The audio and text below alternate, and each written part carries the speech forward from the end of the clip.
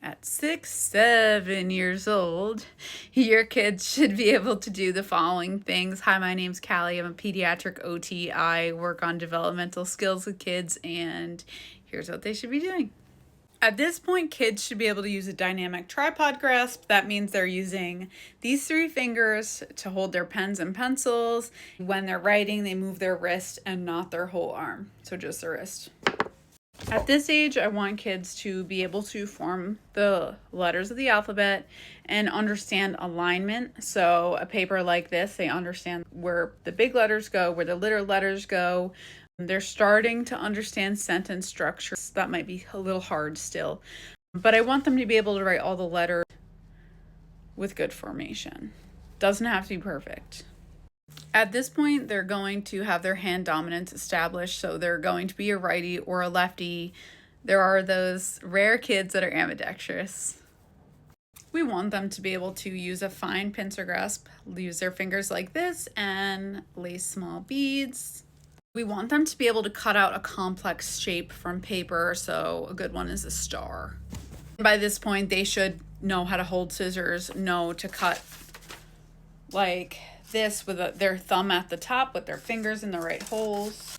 So they should be able to stay on the lines when they're cutting, have smooth strokes, turn the paper easily with their other hand when they're cutting. We want them to understand how to color inside a shape, inside the lines with good pressure. Even when they're writing, they should have appropriate pressure on their pencil. They're not too light, they're not pressing too hard. We want them to be able to complete at least 12-piece puzzles, probably more. We want them to be able to gallop and skip with a good pattern with their feet. They should have a normal gait pattern, so that means when they're running, their feet are going.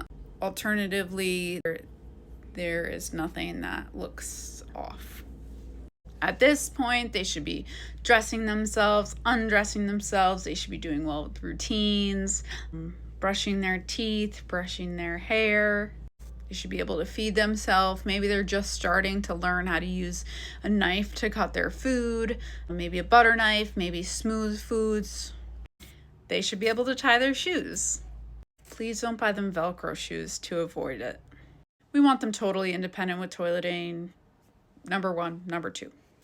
They should be able to catch and throw a small ball, hop on 1 foot. They should use an alternative pattern on the stairs, so that means 1 foot per step. Comment below for another age group or any OT questions that you have.